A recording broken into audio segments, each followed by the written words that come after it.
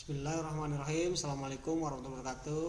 Jumpa kembali di data mining sesi studi kasus metode bias pada pertemuan 14. Kali ini kita akan membahas studi kasus metode bias ya, melanjutkan dari sesi 13. Jadi saya punya contoh, ini contoh yang pertama untuk HAMEP yang kemarin kita bicarakan.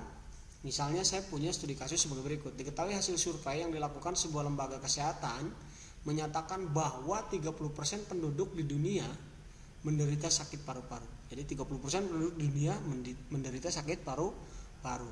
Dari 90% penduduk yang sakit paru-paru, ternyata 60% adalah perokok.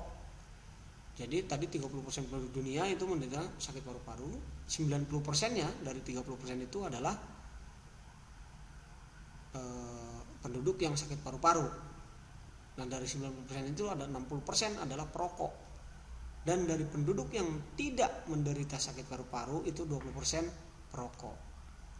Nah, kita lihat bagaimana cara menentukan HAMEP-nya. Fakta ini bisa didefinisikan dengan kita misalnya umpamakan X adalah sakit paru-paru dan Y adalah perokok. Jadi kita punya dua variabel ya. Yang pertama variabel sakit paru-paru dan Y adalah perokok. Apa korelasinya ini?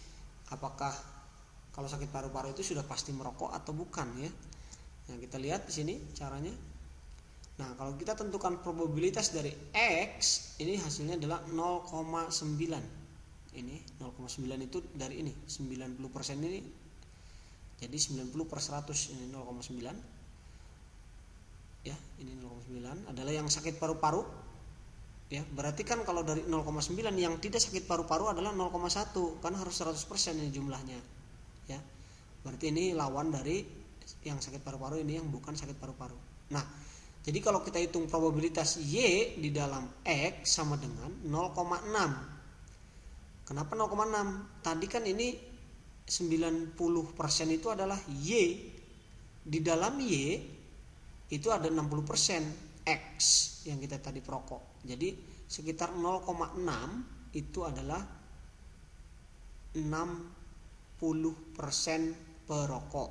Nah, maka yang bukan perokok dari ini yaitu 0,4. Jadi 0,4-nya ini adalah yang tidak sakit paru-paru tapi dia merokok gitu ya. Nah, kemudian ini ada P, Y. Nah, ini kebalikannya nih. Ya, jadi tidak sakit paru-paru ini ternyata 0,2. Ya, jadi Y ini adalah penduduk yang tidak sakit paru-paru dan tidak merokok gitu ya.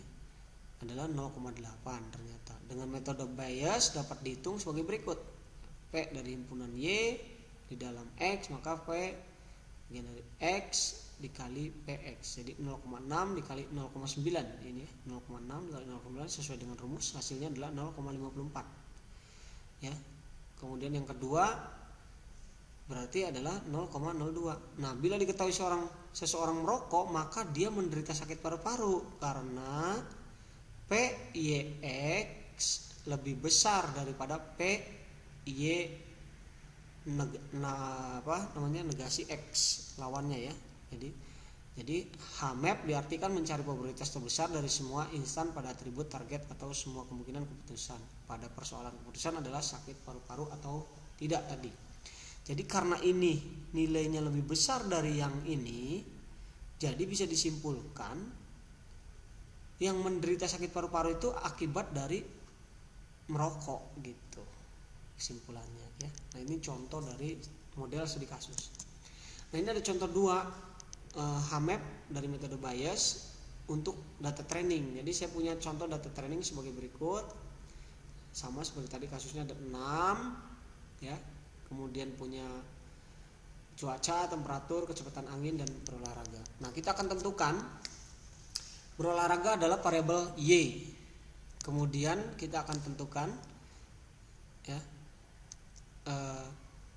kecepatan angin ini misalnya kita kasih X3, kemudian temperatur kita kasih X2 variabelnya, cuaca kita kasih X1. Jadi kita punya 3 variabel, X1, X2, X3 dan variabel keempatnya adalah Y. Maaf ya, 4 variabel ya. Oke. Jadi kalau diasumsikan Y adalah berolahraga, maka X1 kita asumsikan cuaca, X2 kita asumsikan temperatur, dan X3 kita asumsikan kecepatan angin. Jadi faktanya menunjukkan bahwa jika probabilitas Y-nya itu sama dengan iya, Anda lihat di sini Y-nya ada berapa? 1, 2, 3, 4, ada 4, berarti 4/6. 4/6 ya. Nah, maka probabilitas Y yang sama dengan tidak adalah tidak 2/6. Jadi 4/6 dan 2/6. Gitu. Nah, selanjutnya adalah apakah bila cuaca cerah dan kecepatan angin kencang itu orang akan berolahraga? Nah, misalnya kita muncul pertanyaan itu. Berdasarkan tabel yang tadi, berdasarkan faktanya adalah kalau X1-nya cerah, kemudian Y-nya sama dengan iya, itu kemungkinannya adalah 1. Ini cerah 4. 4, 1, 2, 3, 4. 4/4, jadi 1 ya. Nah, kalau misalnya X1-nya cerah dan Y-nya tidak, cerah, tidak kan tidak ada tuh. Jadi 0 kemungkinannya ya. Ya, berarti 0. Kemudian untuk X3 kencang dan Y-nya iya, itu ada 1/4, dan X3-nya kencang, Y-nya tidak, itu ada 1/2. Jadi kalau kita lihat dari HAMEP dari keadaan ini dapat dihitung dengan sebagai berikut. Kalau kita menggunakan probabilitas X1 cerah, X3 kencang, kemudian berolahraga, ternyata dihitung adalah hasilnya 1/6 atau 1/6. Kemudian kalau X1-nya cerah, X3-nya kencang, Y-nya tidak, maka hasilnya 0 kalau kita hitung. Sehingga kita simpulkan, adalah keputusannya adalah berolahraga akan terjadi.